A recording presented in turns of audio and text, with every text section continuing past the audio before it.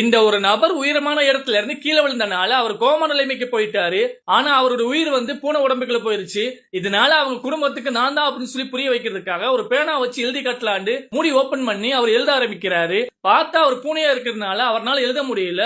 அந்த பேப்பர்ல கிறுக்கல் பண்ணிட்டாரு.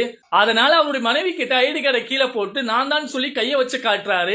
அவங்களும் பூனை நம்ம கிட்ட விளையாடுதா அப்படின்னு சொல்லி டோரை லாக் பண்ணிட்டு போயிட்டாங்க. இவரு டென்ஷன்ல சரக்கு அடிக்கலாம்னு நினைச்சிட்டு வீட்டுல இருக்க சரக்கை கீழே சாச்சிட்டு கீழே இருந்த கண்ணாடி தட்டுல ஊத்தி அவர் குடிக்க ஆரம்பிக்கிறாரு. அடுத்த நாள் அவருடைய மனைவி பிஹேவியர்லாம் மாறிட்டு இருக்கா அப்படின்னு சொல்லி அவளை ஃபாலோ பண்ணலாம் அப்படி முடிவு பண்ணி ஃபாலோ பண்ண ஆரம்பிக்கிறாரு.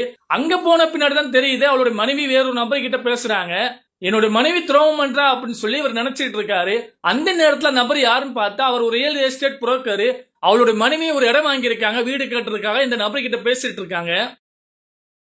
இந்த குடும்பத்தை பாருங்க, இது ஒரு வித்தியாசமான குடும்பம். அவங்களுடைய முகம் கூட டிஃபரெண்டா தான் இருக்கு. இவங்க எத்தனை முறை சாப்பிட ட்ரை பண்ணாலும் அவங்களால சாப்பிட முடியல. சாப்பிடுற சாப்பாடு கீழே தான் கொட்டுது. கொஞ்ச நேரத்துக்கு முன்னாடி தன்னுடைய கேர்ள் ஃபிரெண்டு வீட்டுக்கு இந்த பையன் வந்திருக்கான்.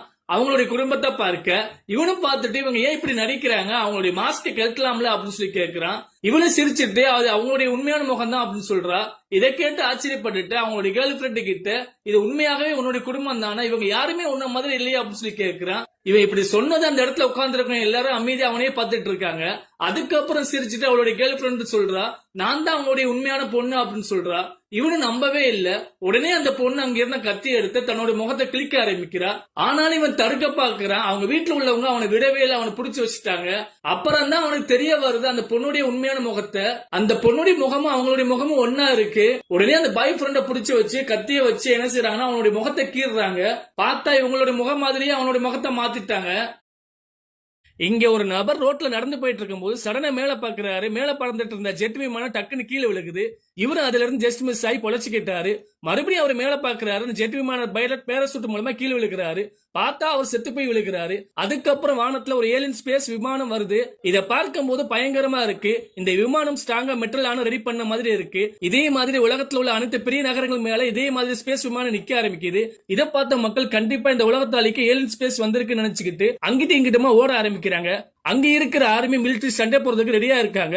அந்த ஏலியன் ஸ்பேஸ் யாரையும் அட்டாக் பண்ணாம அதன் மெட்டல் மூலமா ஒரு கண்ணாடி வெளிச்சம் தெரியுது. அதுல பார்க்கும் போது ஒரு பெண்ணுடைய முகம் தெரிய ஆரம்பிக்குது.